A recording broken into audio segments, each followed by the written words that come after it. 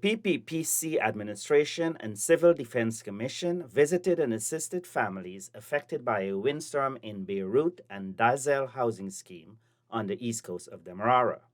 The visit was conducted immediately after the CDC was able to assess damages done on Monday. What we are doing today is, after that assessment, we've been able to get building materials for these residents. So today we have come here and to deliver those building material, and we're going to see how else we can assist. I have been able to see a few persons who would have sustained medical injuries, so we are going to help those persons as well. And it's what the government does. We try to respond to people in need.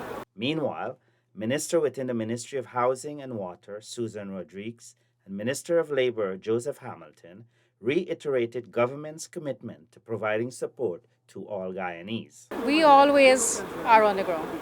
And, the opposition tries as much as possible to try to deflect, to try to play the race card, because this is a predominantly Afro-Guyanese community.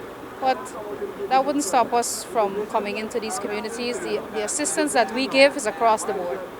And I believe our actions properly demonstrate that. And we will go into any community and assist any family, because that's how we operate, and that's how we execute the vision of our government.